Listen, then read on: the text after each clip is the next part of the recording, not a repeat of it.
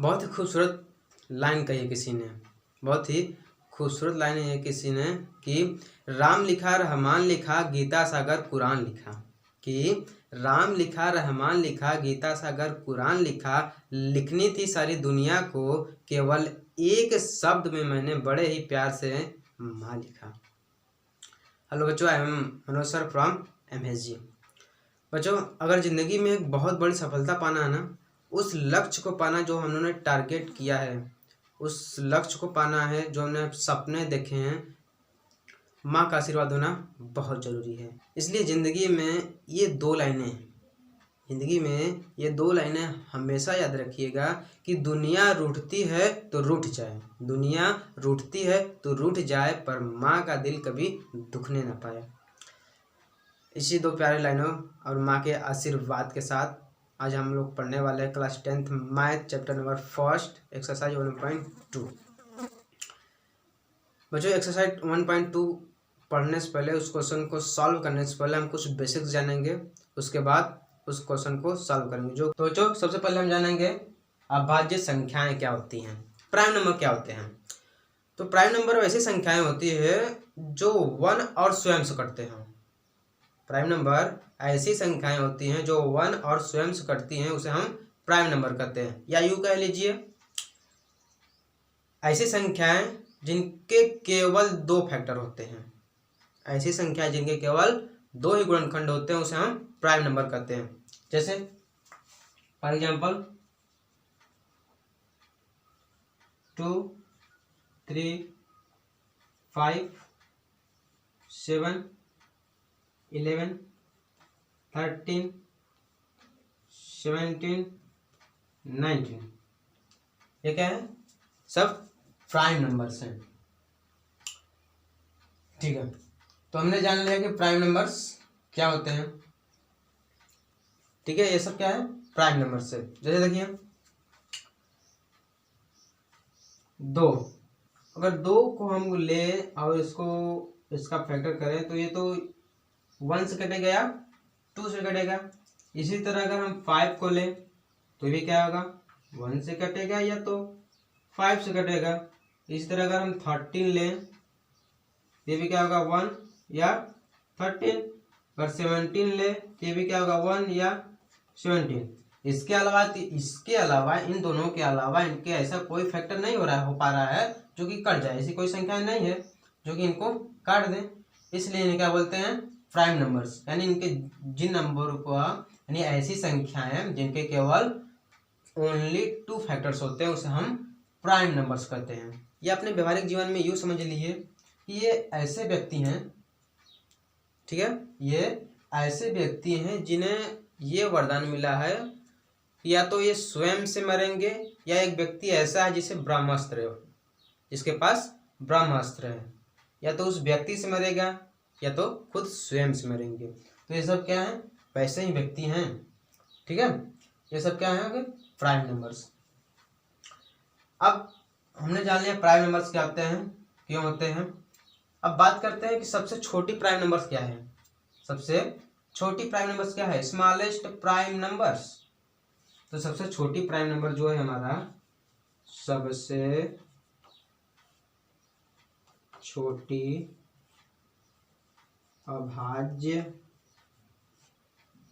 संख्या जो हमारा है वो कौन सा है? 2 है। सबसे छोटी अभाज्य संख्या क्या है हमारा? 2। साथ साथ एक और बात जानना है बच्चों कि जो 2 है वो एक इवन नंबर है।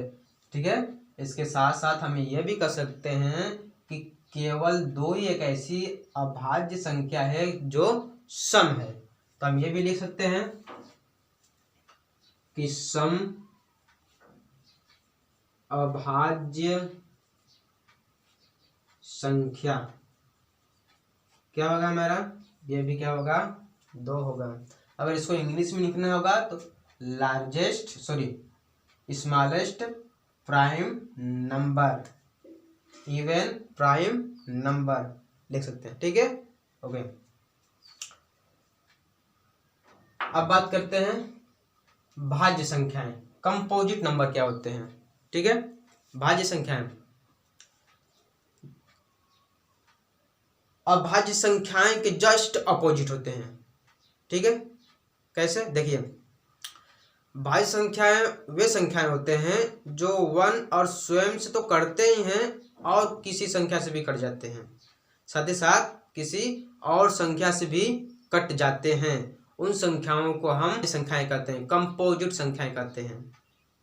कह सकते हैं कि ऐसी संख्याएं जिनका फैक्टर्स 2 से अधिक होते हैं, ऐसी संख्या जिनका गुणनखंड 2 से अधिक होते हैं उसे हम भाज्य संख्याएं कहते हैं। जैसे देखिए एग्जांपल लेते हैं, 4, 6, 8, 10, 12, ठीक है, 14, 15, ये सब क्या है, कंपोजिट नंबर है।